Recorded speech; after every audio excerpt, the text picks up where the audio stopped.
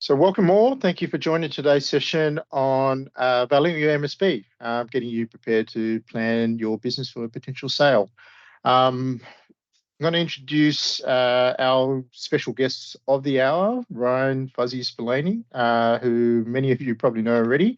I'll let him do a more comprehensive introduction in a moment. But just for some general housekeeping, if you do have any questions, feel free to just drop that into the chat or Q&A. We'll have some time at the end to answer those questions, or we may answer it as we go. So without further delay, Fuzzy, I'll hand it over to you. Thanks, Elliot, and thanks everyone for wherever you're watching.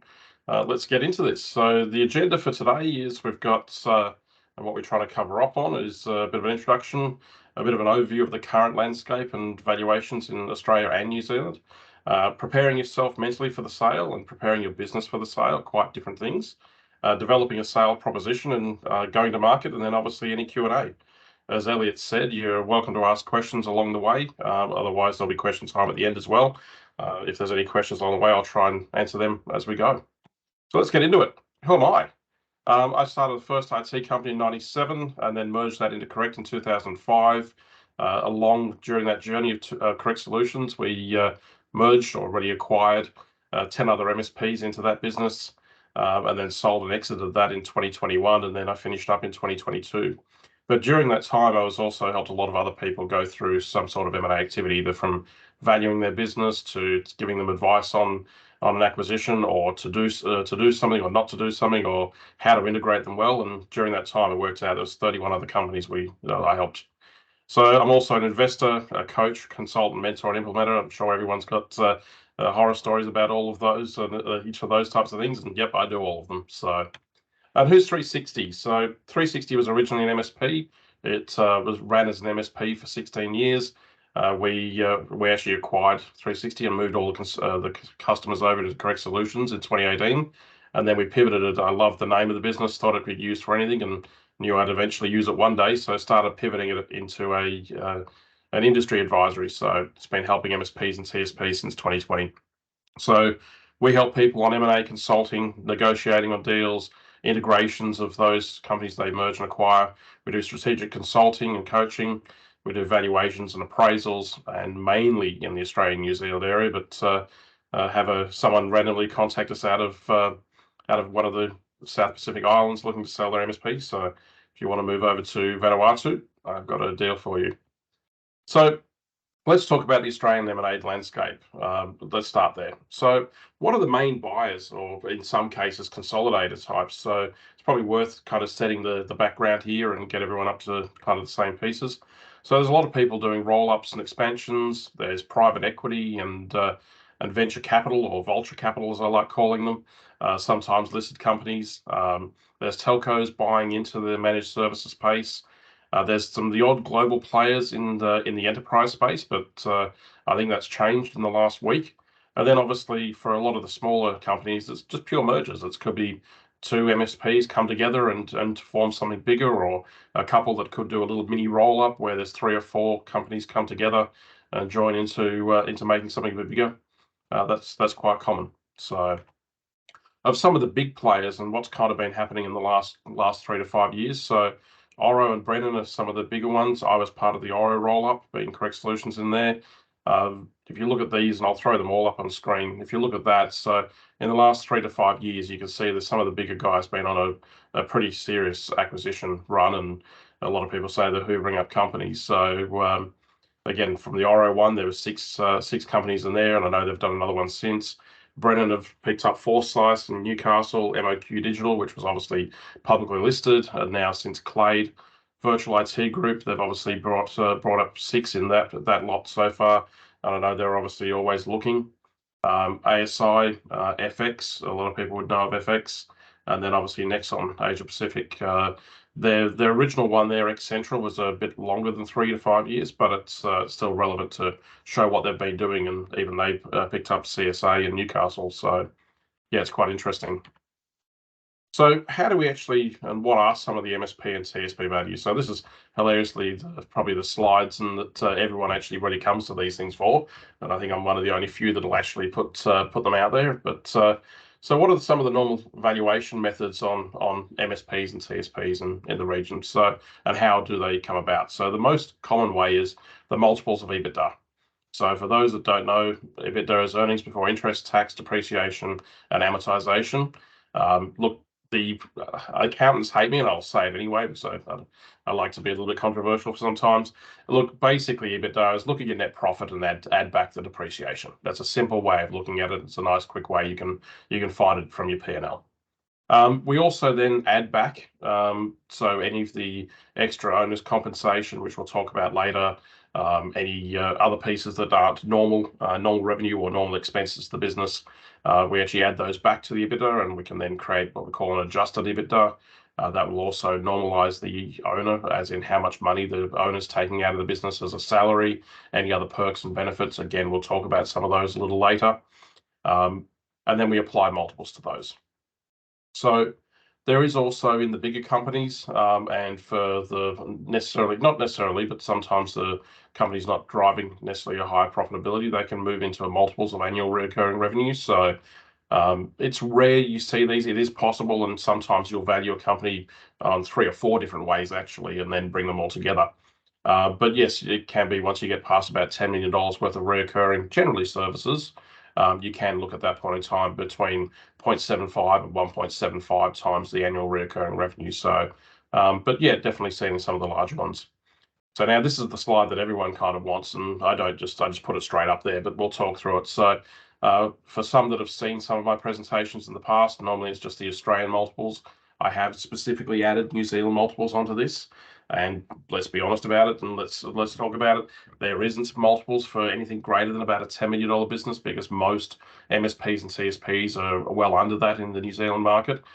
There are some deals that happen above there, but I don't have what I would call real life or up-to-date data, so I'm not going to make something up. It's not how I work.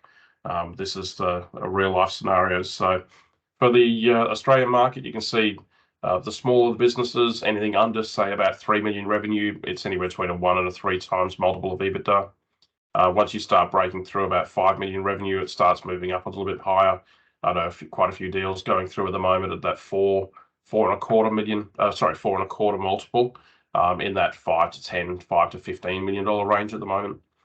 When you definitely start getting up into the larger companies, so that 20 to 50 mil, you're already starting to get up at a decent multiple. And again, once you break about 50 mil, you can get 5 to 8 times multiples quite easy. I know of a business last year doing 100 plus mil. They actually turned down an offer for 13 times multiple. They were actually after 16. So it's quite interesting. Again, as the size of the business keeps going up, the multiple does actually come up as well. So that's also why you can see quite a few smaller MSPs merging together or doing little mini roll-ups, because if you bring $3 to $5 million MSPs together, you're now doing, let's say, 10 to 15 mil. At that point in time, you've moved from a 2 to 3.5 times multiple to a 3.5 to 5. So it's at that point in time, just coming together can help a lot with the valuation and any exit as such. So yeah, it's worth noting on that. So what are some of the impacts to your EBITDA and whatnot? So, and where in that range, because if you think about it on that page, there is some ranges in the multiples. So let's have a look at a little bit of that. So if your EBITDA is anywhere between 0 and say 7.5%, you're on the lower side of that. If you're negative EBITDA, yes, your business can still be sold. Yes, unfortunately, I still get the odd business that's not making money at all, and you need to help sell them. They're a different type of sale. Normally, it's based on the customers and whatnot. But if you're anywhere between 7.5% and 15% EBITDA, kind of midpoint in there, greater than 15%, you're at the high side of those numbers that I've said. There are MSPs I know doing 20 to 30% bottom line. Likewise, I know that as you keep getting up in size, as in revenue size, it's actually quite hard to keep the bottom line quite high. So I know for most businesses over 50, 80, 100 mil, quite often than not, you don't have a double-digit bottom line anymore. It quickly transitions into a single. So, but one thing you do have to just keep an eye on and just be aware of is globally, the average MSP profitability is 5.7, I'll call it 6%. So if you start looking at that, it's most are on that lower side. So if you should be, again, trying to drive your bottom line up. So some of the factors that go into valuations, and sorry, I'm going to drive through a lot of this. We have a lot of content, and not and a 1 hour disappears very quickly, especially with some Q&A in there. So some of the factors that go into the valuation, your adjusted EBITDA, which we'll talk about, your revenue size, growth, consistency, geography, business model. So is it MSP, MSSP, how much break fix, those types of things. No single large client. I'll talk about that again later. Your customer and employee satisfaction, how long your customers have been with you, how much cash is obviously sitting in the business and debt. So kind of your net balance sheet comes into it, how many owners and what their involvement is in the business. So, and ultimately, as I always say, it's only worth what someone will pay at the time the seller wants to sell. So if you at the right time in the market, you can do really well. At other times when you might just be ready to sell, the market might not be with you. So again, I often say, just you don't necessarily need to run your business on the smell of an oily rag, but you always have to run your business in a way that it could be sold at any point in time. So still invest, still do what's right for your business and for your people. But yes, you're not necessarily trying to pull every dollar out of it. But if you know you're prepping for sale, then you start doing some of those things. So the big part of one of the big pieces that I often consult with people on is preparing yourself mentally for it. So it's easy to prepare the business, and we'll talk through that as well, even though we're running out of minutes. But the big piece is preparing yourself for change. Like there's going to be some pretty serious change at your level. It depends on how long you've had the business. If you've had it for 2 or 3 years, probably not as much. But let's be honest, most people and most businesses and MSPs under the 10 mil, 15 mil, they've had them 10, 15, even 20 years. For us, I finished on the 25th anniversary of Correct Solutions, so that's obviously quite a long time within the business. So um, you need to understand: do you want to stay on or do you want to exit? So these are some of the things you need to be aware of. Like you will often be asked, do you want to stay on for 6 months, 12 months, 2 years? Do you want to give time to the new person or the new company to help them in that transition? It often gets you a higher value, but it actually gives you time as well to prepare for that transition. Or do you want to go cold turkey, which is quite uncommon, but certainly possible. But yes, you'll obviously at that point in time, you've just literally come into work today, and tomorrow you don't have a job anymore. So yes, what are you going to do? So you need to have some ideas of what you want to do. As I said, some of the deal requirements, people might want you for 6 to 12 months. Having you for 2+ years is not as common unless you are staying and taking in a bit of a role or a management role or a technical role in the new business. That does happen. I've got some owners that have wanted to sell the business and don't want to have to deal with the people side of their business anymore or any of those, but love being technical and want to stay being technical. So have some hobbies. Obviously, people have hobbies and whatnot. And this goes against what you think. It's when you're trying to prep your business for sale. A lot of people are, we want to double down the effort within the business, and I'm saying yes, I agree with you. That's a good thing to do. But you also need to start having a life outside of the business as well if you don't already. So I'll throw all these up here just to make it a bit easier. But yeah, you need to make sure you have a life outside of the business. Especially as you're coming up to selling it. So when was the last time you actually had a hobby that wasn't your business? A lot of times it's their baby. If it's an existing hobby, how often do you do it? Are you really doing it weekly or whatnot, or is it something you just do once a year and call it a hobby?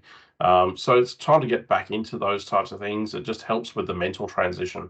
It makes a big difference. At about the 6-month mark is where you have your biggest kind of low point from everyone I've spoken to, and even from my sale.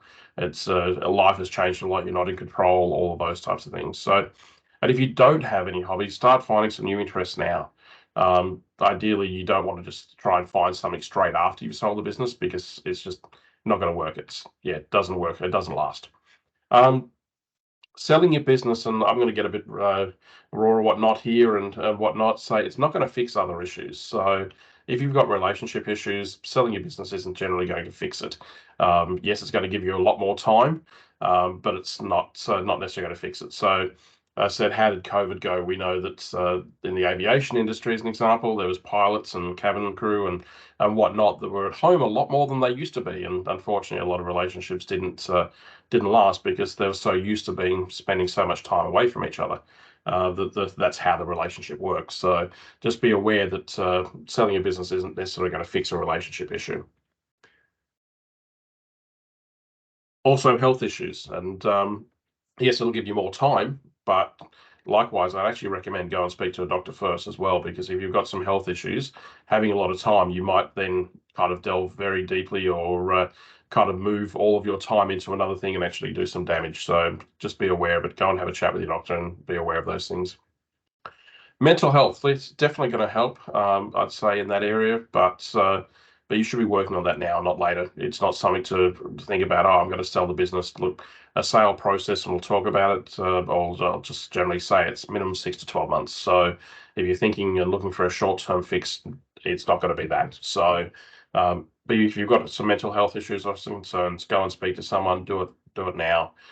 It's the best thing you can do, because that will actually help you make a better decision when you're coming to exiting your business. As I said, there's going to be some lows. There's going to be the loss of control. You're no longer in control of the business. Someone else is making the decisions for you. I was going to bring all those up. Yeah, someone else is going to start making decisions for you. It's been your baby, as I said earlier. It's not going to be run the way you want, or they're going to be decisions differently to the way you would want to do it. And you actually soon realize, again, as that top one, you've lost control, but customers are speaking to you. Clients become friends, and now you're speaking to them quite often than not. At that point in time, are you going to be seeing them as much? Are you going to be speaking to them as much? Do they have a reason to talk to you as much? And it's interesting, as a good friend of mine sold his business last year, and I saw him probably 3-4 weeks ago. And he said that he's actually really good, having a lot more time. He's enjoying a bit more golf. But on the other hand, though, all of his friends are still working. They work every day. So throughout the day, it's pretty boring and whatnot, because he's not actually able to spend a lot of time with them, because, as I said, they're actually at their jobs doing working. So just be aware of that. So preparing your business for sales, probably the next bit. Get your financials right. So again, this is quite common, but I will cover off on these pretty quickly. If you've got your practice management system, make sure they're connected and make sure it's going from your general ledger to your chart of accounts. Make sure your chart of accounts are detailed enough. Sorry, the PSA billing I'll come back to. Don't just have all your income going into one bucket. Align all your costs to the revenue. Have all your tools broken out. It makes it much easier to identify, and especially when you come together, or if you're selling or if you're merging. That actually helps with your integration plan. You know what tool costs are happening, all of those pieces. Your expenses should be broken out. As I jokingly say, if your P&L or profit and loss report fits on 1 and 2 pages, it's not enough detail. You need to add a lot more general ledger items and charts and items in your chart of account to break things out. So can you easily show on that P&L what your service monthly recurring is and your product monthly recurring? Because again, they are your biggest value in your business. Selling product doesn't actually give you a lot of profit, gives you a little bit of profit, but doesn't actually mean a lot when you're selling your business. Someone's not going to pay you for selling a product once. They will pay you for the reoccurring revenue that comes in every single month from those clients.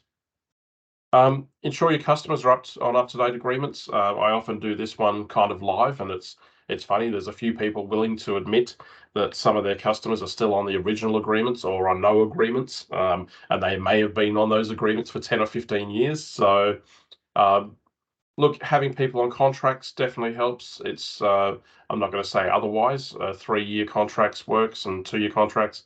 The big thing around contracts is contracts just gives the new buyer time. Gives the new buyers time to create relationships with each of those customers. But look, in our particular case, we had customers that were with us 15 years on support agreements, and we had a 90-day get out. We had 12-month auto renewing agreements with 90-day get out. So really, they were just basically worth 90 days. But we could prove that those customers have been with us for a very long time, that we didn't have a high churn rate, all of those things. So that works.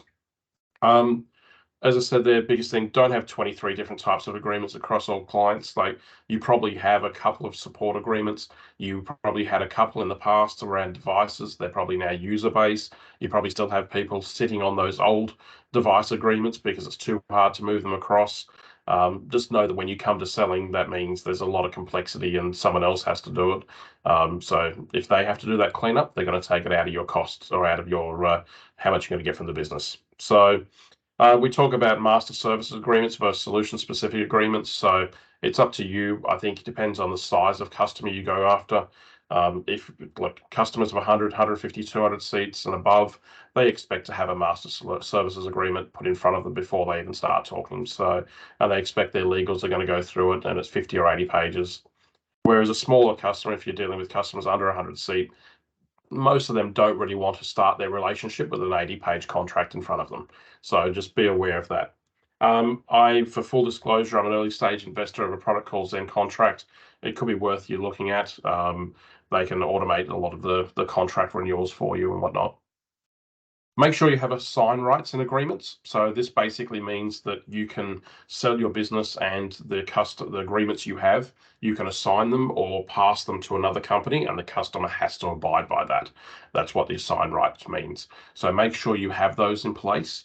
And make sure you don't need their permission to do it. It's generally the way you normally have it written, but a lot of people don't have assign rights in their contracts or agreements. So make sure you can get them in. If you don't have them now, that's fine. Unless you're going to sell the business tomorrow morning, you've got time. So anytime you start creating a new one or renewing an agreement for a customer, make sure you have them in there. Problem solved. So it really starts working on the next renewals, and it means by the time you come up to selling your business, which generally you should be spending a year to two to prepare your business for sale, you've already got a lot of customers already under it. So then becomes an exception that they're not. So clean up the number of systems you use. So we all have a hell of a lot of systems in our business that we don't realize how many we have. So we have practice management systems. If you think, how does that connect to your accounting system? Then you've probably got an integration there, another system that then goes and takes the payments from your clients, all of those things. Right there, you've got 4 or 5 systems really quickly, let alone documentation systems, two-factor, all of those things. So we actually recommend you we had a process, we called it spaghetti to lasagna. It's basically list out all the systems. Spaghetti in a bowl is kind of all mixed and mashed and all together and whatnot, where a lot of times you want your systems to look like lasagna, where they're perfect little layers and everything works together and whatnot. So we just say, list them all out, work out how much it's costing you, how often they're being billed to you, are they actually being used?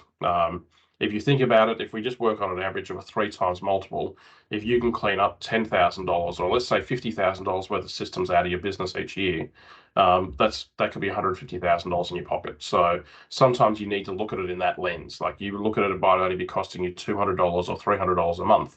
But if no one's using it, or you're using it for one customer that's really small, do you actually need it? Are you actually really using it? So at that point in time, it might be worth cleaning some of those up.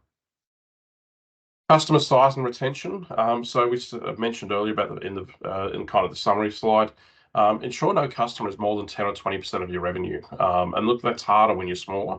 Is definitely most smaller MSPs have had one customer that they've grown a lot with over a long time, and that could represent a pretty serious amount of revenue for you.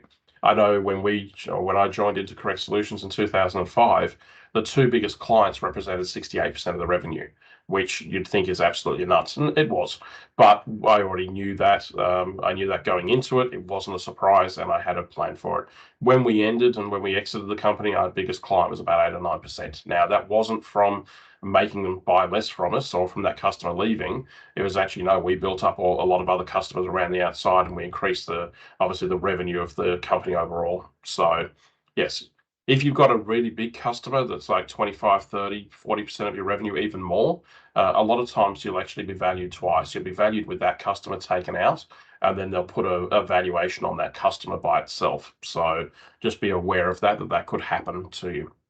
Likewise, be aware of some of the industries. So mining is obviously doing quite well, mining services. Retail, we know, is probably with the inflation and the cost of money at the moment, we're definitely seeing that retail's slowing down, so they'll want to spend less. So just be aware of what industries you service and what that impact has.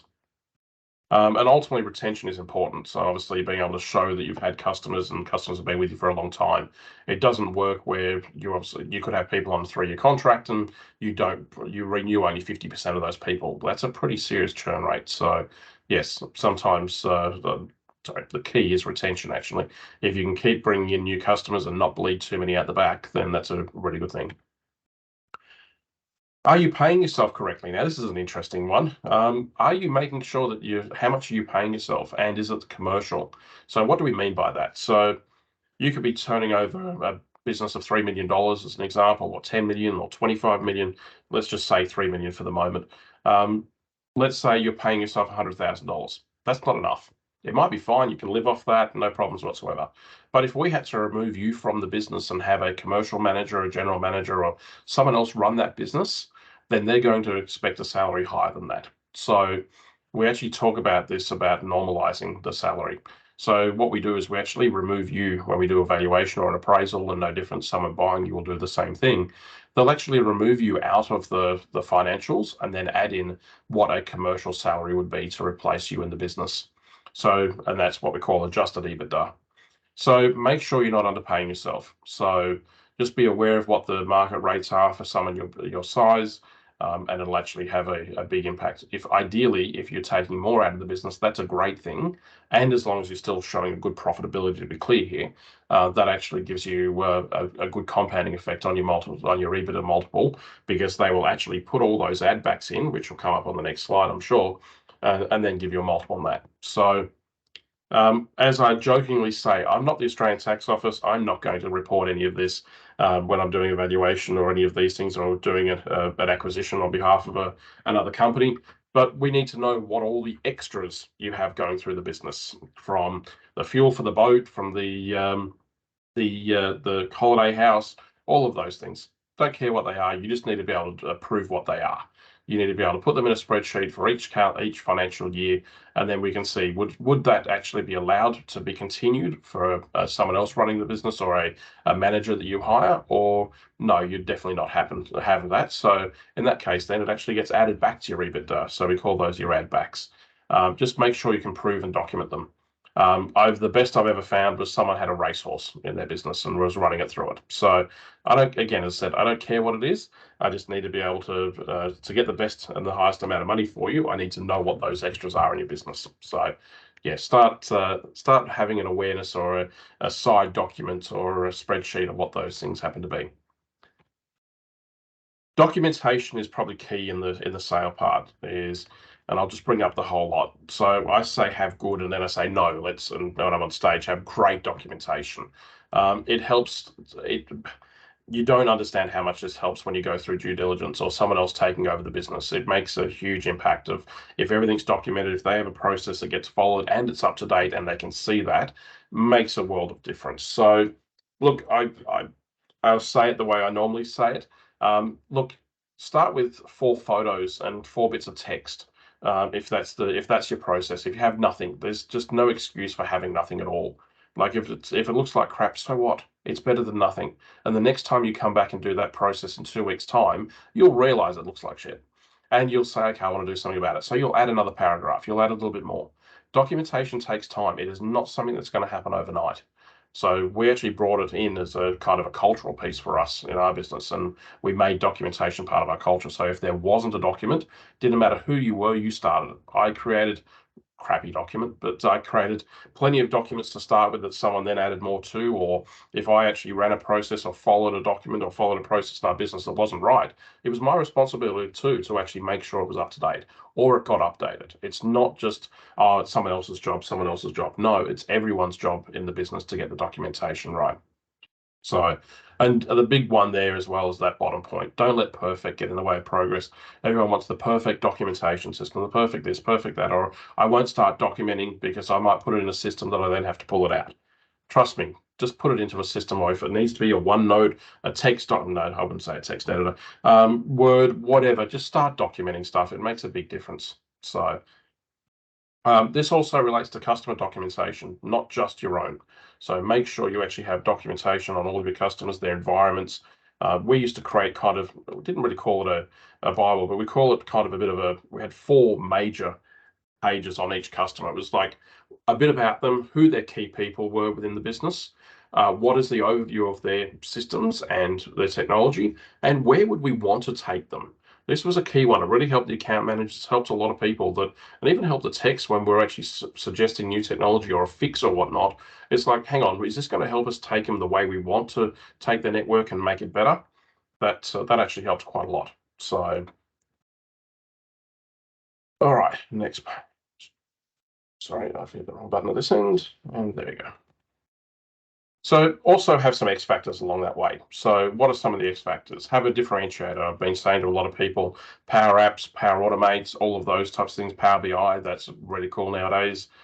Security was in the past, so MSSP. I still think there's a bit of time to go on that, a couple of years to be clear. I don't think it's months or anything like that.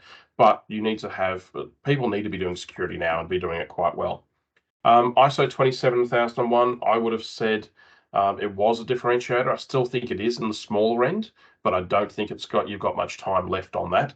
For the bigger end of town, it's now a given. So there's plenty of companies, any government panels now all require ISO 27001. Telstra and any suppliers to Telstra now require their suppliers to have this. So just be aware of it. 27001's becoming a pretty serious requirement. So if you haven't got it now and haven't started the process, start looking at it. Look, don't get me wrong, there's going to be customers out there that are not going to need this, but they're going to be probably the less mature ones, the less mature industries, which generally means less profit. So definitely get into process automation. That's a big one. I definitely agree with. And like build up your own intellectual property. So that process automation, all of those things, can you sell that on a recurring revenue rather than just selling it as a project?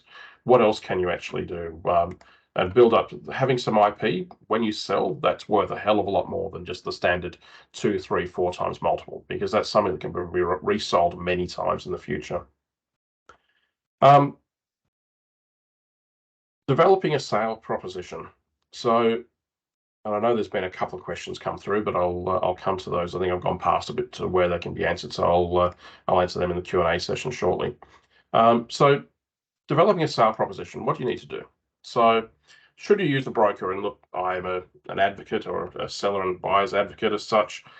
So should you use one? Let's throw it out there. Why would you speak to or use a broker or a consultant? So you don't get many chances to sell your company for the first time. Yep, sounds probably a few people having a bit of a chuckle. A perfect example is that not many people go and sell their house themselves. Yes, there is websites to do it. Yes, you can do it, but it's probably like a fraction of 1% of people that actually do it. You use a real estate agent, even though you may not like them, but you actually use a real estate agent because they have contacts. They know what they're doing. They know what the values are. They know how to actually speak about your house or your property to get the best price on it. So it's no different than a broker or a consultant in the selling your MSP or any other business, to be clear. They are experienced. Again, as I said, helping 31 there, 10 for ourselves. I'm at about 50 companies I've helped buy and sell. So I would still say I'm not experienced. I've still got a lot of experience to learn. But again, if you're selling your first business for the first time, there's a little bit of a difference there. Brokers have connections to serious buyers, and generally many of them. I've got 38 companies on my buy side of the books, and I've only got 8 on the sell at the moment. So I've got relationships with a lot of people that are serious that are looking to buy. So there's a lot of people that are tie kickers, and I don't know why I just typed it as tie kick. I think it's because it's spell checked me and I didn't notice it. But yeah, look, let's be honest, a lot of people will sign it on disclosure just to see your financials and overview of your business. So if you're doing this yourself, there's a lot of people that'll just tie kick and literally just want to see your numbers. A broker can help keep your sale private. So a lot of times a broker can actually get to really to the point of the initial offer or even past a non-binding initial offer and start going to due diligence before your actual company name can be released. So it can keep your company name out from staff, from the market, all of those things. And also having a broker involved can actually help reduce some of the emotion of sale. So as the old joke that no one wants to hear that their baby's ugly. Yes, a buyer can tell that to a broker, and the broker can then soften that or give you some advice on how you can fix something or whatnot in the business that makes it more palatable. So yes, you may not hear sometimes the harsh realities of what a buyer's wanting to say about your business. So if you're doing it yourself, so some of the financials, things you'll need to be able to show and prepare. So you need to be able to show your EBITDA and your adjusted EBITDA. 3 to 5 years of financials at least. Look, we generally say minimum 3. We'd like to have 5. If the year 4 and 5 actually helps to tell the story, ergo you've been growing over a period of time, the bottom line and the revenue's been growing well over a sustained period, then show years 4 and 5. If you had a really good years in year 4 and 5, and the last 3 haven't been as good, then maybe not show them. Look, you may be asked for those information. There's a good chance you will be during proper due diligence, regardless. But to get someone interested to start with, maybe only just show the 3-year term or the 5-year set of financials, and whichever one gives you the best story. It would be good to show growth of revenue each year. It's not a requirement, but I can tell you now, businesses that have stayed pretty stagnant on a revenue perspective, you're definitely going to be on the lower side of those multiples that we talked about earlier. On that as well, if your revenue has been pretty stagnant or stable, let's say it rather than stagnant, but you've been increasing and improving your bottom line, that's probably an okay as well. So that would be okay. But ideally, as the next point there says, it'd be good to actually show an improvement of profit and profitability every year as well. That'd be great. You need to list out your top 20, 50, or 100, depending on the size of your business, clients, how long they've been with you, what contract period is left, and a breakdown of spend of each of those clients. Now, again, giving away a lot of the advice, you don't have to list company names and customer names on that. You just need to list maybe what industry they are. So you don't need to be giving away all of the information, that amount of information. Just they need to know how much they're spending. Again, be able to identify who's a big customer, risk, all of those types of things. So you need to paint a picture. What are the future benefits to the new owner? Is it a location? Do you have a niche set of clients or industries you look after? Would profit increase after you've been taken out of the business? All of those things. So when you're putting this together, you need to paint that picture. What is the strength of the business? Have you got a high recurring revenue? I look for at least 60% recurring revenue. I know other people out there say 40%. I know in the 60s and the high 60s, you start really getting some good numbers and some good multiples out of that. We're at 68% to give you an idea. I do know people that are at 70 and 80%, and yeah, when they go to sell, they will definitely be getting a much higher multiple. What other vendor certifications have you got? Specialists, you've got a set of specialists. Do you have CCIEs on in the Cisco side? Have you got one of only a couple of people in the country that have got certain Fortinet or whatever certifications? So does the business not rely upon the owner, which we'd often call business under management? So can someone go out and win a new customer? Do you have a BDM and account managers that'll bring on new customers without the owner being involved? Does the owner have to be involved with everything for the business to function? So that's something you need to look at as well. So when you go to market, and how would you go to market? So if you're doing it yourself, and I've built a slide specifically for those that are doing it themselves. So start talking to people about 6 to 12 months before you're ready to sell. So again, if you're looking to do this yourself, start prepping your business at least like 1 to 2 years before. Again, you need to clean up those systems, be able to identify, are you making enough profit? If not, are you paying yourself enough? If not, fix that, all of those things. And that takes time. You can't just do that overnight. And just going and cutting a bunch of expenses doesn't solve the problem long term. It gives you a little bit of extra profit for a period of time, but anyone doing due diligence will actually see through that pretty quickly. So a lot of it is actually around process, improving margins, selling across to more of your existing customers, a different product set, winning new business, those types of things. But back to this, if you're doing it yourself, try and work out who might be a serious buyer. I know in all of the conversations I had as owning Correct, and when we were doing acquisitions, 6% of conversations actually went to somewhere. So there's lots of people want to talk about M&A. Everyone wants to start that little dance, and it's like, oh, what do we share? What do we don't share? At some point, you've just got to rip the Band-Aid off and have a conversation. But you need to work out who might be a serious buyer. Get your non-disclosures in place, because obviously you're going to be sharing quite a bit of information about your business and potentially customer names at some point, or you might accidentally talk about a customer's name or any of those things. Send out an information pack or an information memorandum, as they're called, IMs, to buyers, and then start fielding those questions. Try and have at least more than one company interested. Ideally, if you have 2 or 3, you can create a little bit of a buying spree and a bit of competition between them. You should be speaking to field experts, so your accountants, lawyers, tax specialists. So Your tax agent and your general accountant can help to a certain point, but they should actually be suggesting and recommending you speak to a good tax specialist, because how you actually go about selling your business, whether it's you're selling the underlying company or whether you're selling just the customers and your name and intellectual property, can have a pretty serious impact around how much money you end up receiving out of the transaction. So if you actually, again, know the, as I said before, know the process will take at least 6 to 12 months once you've started, even potentially longer. And that's if a sale actually happens. So I know there's plenty of deals that I spoke to people about that they weren't ready, or they thought they were ready, and then realized that what they were going to get paid was probably not as much as they wanted. So at that point in time, they want to go and take 6 or 12 months or even 2 years, they go cold for a bit, go and fix a number of things, work on their business a bit, and then come back and speak to you. And I'm now ready to sell my business. So just beware, you could be in that same boat. So things can take time.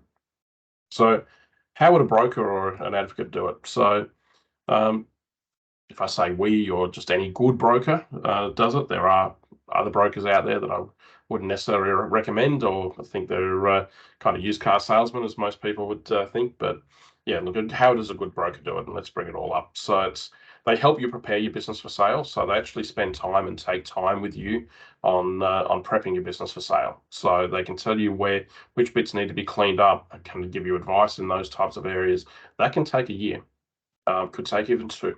So they have access to specialists, so they know tax advisors and solicitors that have M&A experience. So where we talked about on the previous slide, and I'll quickly cut back, we're having lawyers that know what they're doing as well. Again, your normal, someone that did your conveyancing on your house, or someone that actually helped put together a set of terms and conditions for your support agreements, may not be the best lawyer or solicitor that actually has M&A experience and knows what's going to go on through a deal. So yes, those lawyers and those tax advisors cost a lot. It is not uncommon to be spending $400 to $600 to $800 an hour for those people. So yes, you're better off doing it. Otherwise, it will cost you a lot towards the end in doing a bad deal or not having the right, what we call deal shape. So it could be better for you, depending on your age and how long you've owned the business. It could be better for you to actually sell the company, or if you have a trust, it could be better to roll something over. There's a lot of areas that we won't get into around tax, because I'm not a tax advisor or any of those types of pieces. So, but yes, go and speak to the right people. And if you're not comfortable with who you're speaking to, go and speak to another one. There's nothing wrong with getting a couple of bits of advice, or find out who you're most comfortable with. A broker, again, will market the business a couple of different ways. Knowing, and if they've helped to understand your business and helped prep it for sale as well, they'll already have 4 or 5 people in mind that they will actually take the business to, who they know can actually make a transaction happen. So a lot of times your name doesn't have to get out there into the open market until the deal's done, and that's even if you only at that point in time take it to market, or otherwise just telling your customers. If those 4 or 6 people, 4 to 5 people, 4 to 6 people aren't going to get a deal done, then they'll have another like kind of a second group of people, which could be about 20 people as such. If that doesn't work, they'll take it out to the open market, as in they'll tell everyone about it. I've seen another company that I happen to know. They've gone and done it the last way. Their broker, who is not a specific IT industry broker, they just sell a lot of businesses. They do sell a couple of IT companies, but they've gone out and they told me that they've sent out their IM and field of questions for at least 100 companies, but they're yet to get a sale. Like, it's if you're going out to 100 companies and no one's bitten, there's either a problem, or you're either looking for too much, the business isn't worth what you think it's worth, or the broker's really not doing a good job. So that's probably the key bits there. I'm going to say, Elliot, let's go through a bit of Q&A and whatnot. I've got plenty more that we can talk about, but I'm mindful of making sure that there is some time for some M&A Q&A. You can tell how much I do and what I do most of my days. So I can see in the Q&A or in the chat here, Dean's asked, are you seeing the MSP company itself being sold or an asset purchase?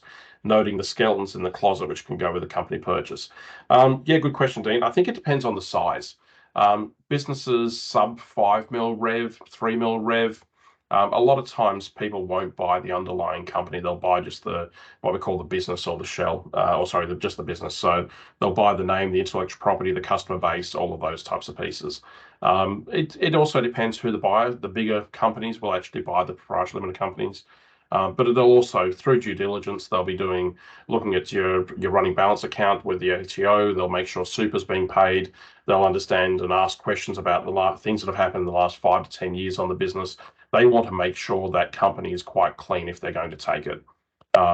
It also comes down to, as I said before, around assign rights and contracts and whatnot. If you have certain contracts that are really appealing to them, as in not necessarily just customer contracts, it could be a supplier contract, or you could be on a government panel or something like that. No, a lot of times they'll actually take the underlying company because that company is the one that's associated with that contract, or again, that government panel or that tender or whatnot. So at that point in time, they'll actually take the company itself because that's part of the value is there. But as I said, they want to make sure that it's actually pretty clean. If you have a lot of skeletons in the closet or skeletons in the business, then a lot of times no, they'll do what we call an asset sale rather than a share purchase sale, so a share purchase agreement. So yes, it's something definitely to consider. Again, those things you need to during due diligence and before you actually complete. There's a lot of times. You have to fill in what's called a MAC form, a material adverse change form, which basically discloses and anything like that. Because if you don't disclose it, then at that point in time, you've basically hidden something from the transaction, and they can reverse the transaction and sue you, counter sue you back as such. So at that point in time, yes, make sure all your skeletons are gone, or you disclose the skeletons, or you make sure the skeletons are well and truly dead and buried, and you just mention them, but you actually say they've been dealt with. So you also asked then, Dean, is there any obvious difference in the sale value for those MSPs who are part of a community or those flying solo, such as Evolve you mentioned and whatnot? Look, I haven't seen a difference, to be honest, from that perspective. I would say the biggest difference those things would bring is often a higher maturity in the business, which often brings a higher EBITDA or a higher profit percentage.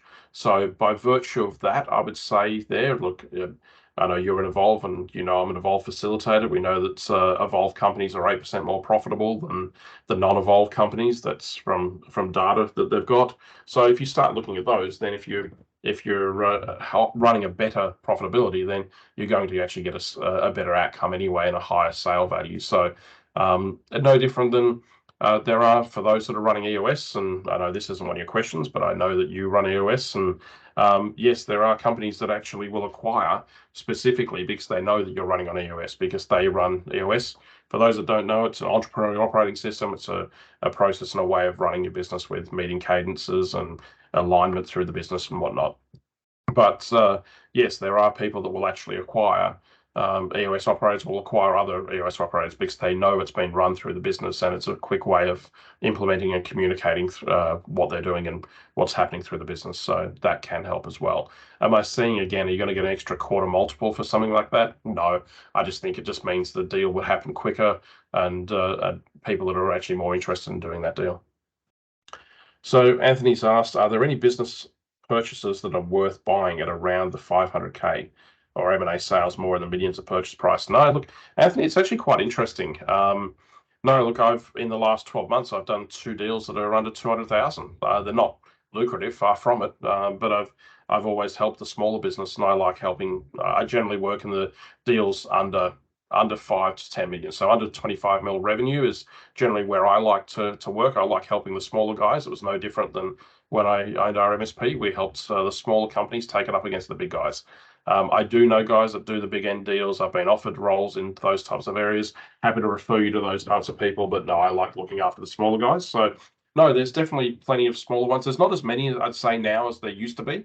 When we did a lot of M&A for ourselves back kind of 2005 through 2018, a lot less people were talking about M&A. So a lot of times when I'd come off stage, or people would ask, how are you finding these people and whatnot? I used to just talk about M&A. So people knew it. People would refer companies that wanted to sell or have a discussion to me because they knew this is what I did, and I was open to talking about it. So I think from that perspective, yeah, there's plenty of smaller companies. I often say I often categorize buyers in three areas. I categorize those that are just wanting not a fire sale. They want something cheap. They want something distressed. So they're just trying to buy something small. I then see I call them the marketing budget acquisitions. So they're acquisitions that are in that 200, like 150, 200, 300,000. It's the type of money that can kind of fit in your marketing budget. We actually acquired a few of those over the years, and they kind of just bolt on and you just keep going. So they quite work. And then I'd say anything over about $1 million is probably again a serious buyer, someone that's actually got their shit in order as such. They know they've got capital, either cash or they've got a facility available to go and buy. So yes, definitely see company like purchaser with that 500,000 to 2 mil, 1 mil quite often. And then obviously the bigger ones are 4, 5, 8, $10 million, and they have a lot more due diligence, a lot more cost of legal fees, all of those types of things. So hopefully that answers that question for you, Anthony. Brenton, how much do you think geography would impact on the sale, e.g. Sydney and Melbourne company? Look, there is an aspect to it. I think pre-COVID, I think it would have been a lot bigger. And I would have said a country, so he's not on this call, but let's say someone out in Orange that a bunch of us know is going to probably get a less multiple than someone in Sydney or Melbourne, or versus Adelaide's going to be a lower multiple than Sydney or Melbourne pre-COVID. I think post-COVID, I think there is a difference. The Eastern Seaboard, you're definitely going to get a lot higher multiple because just the scale and the reach and whatnot, versus someone that's in regional versus someone that's in another part of Australia, so an Albury or again as an Orange or Adelaide. Sorry, Dean. Yes, some of those types of areas will actually get a slightly lower. But again, as I said, post-COVID, it's not as big anymore because if you think we've got remote teams working, people are working from home. There's people are employing people like staff in the Philippines or South America or Pakistan or I think I got that one wrong. But yeah, they're hiring staff from all around the world now. So if you can deliver a good service almost anywhere now, it's less. I would have said probably pre-COVID, it would have been a 1 to 1.5 multiple on some of the bigger ones, or it could have taken 0.5 to 1 out on a smaller one. Whereas nowadays, I think it might be a 1/4 or a 1/2 multiple difference at best, or at most, I would say. So yeah, the impact is a lot less post-COVID. So yeah, no problems, Brenton. So I think we've got about 5 minutes left or 4 minutes left, Elliot. Any other questions from anyone else? Nothing come through as yet. Surely there's a ton of information that everyone can sort of take away with. I think Anthony and Daniel might be posting something now. But obviously, as part of moving forward, if they want to sort of continue this conversation, yourself and 360 Consulting are available for additional follow-ups.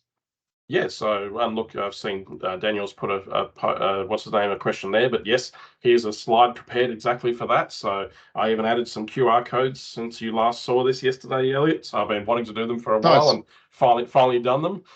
So yes. And look, Daniel had a question there. Do you have any figures on realistic attrition post-acquisition? So obviously, DC, there's attrition of staff as well as attrition of clients. So if you're buying a smaller break-fix business, I used to work on a 35% attrition in 2 years. Now, that's a massive figure, and that's what I would financially work into the numbers. Generally, if you do a pretty good job, the attrition's under 10% after 2 years of clients, that is. I know when the last purchase we did, I think they had 80 odd clients. 2 clients didn't take the actual step across with us as soon as we notified them that we'd purchased the business. 2 of them were not happy that the owner of the old business didn't personally ring them to tell them. Now, these customers were not in the top 20 or top 25 customers. So the customer, yes, they might have had a relationship with the old owner. The old owner happened just by chance a week after we did the actual transaction, the settlement, went to the US for 5 weeks for a holiday. So he did make a few phone calls over there, but he wasn't spending all of his time on the phone.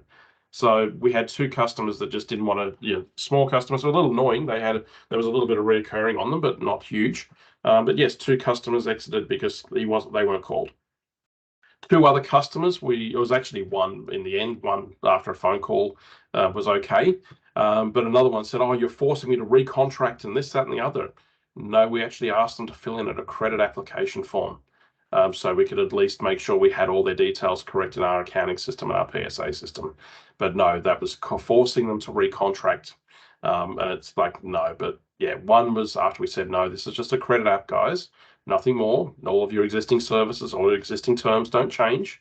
One was okay, and another was like, no, that was just an excuse. So there's going to be a certain number of customers are always going to use this as an excuse to go to market. But you need to understand what that looks like. Again, depends on the demographic of clients. If you've got a decent sized business, look at it. It also comes down to how well it's sold to the customers, what the communication's like. As long as the service levels are not changing, all of those things and whatnot, then generally you don't have a huge attrition.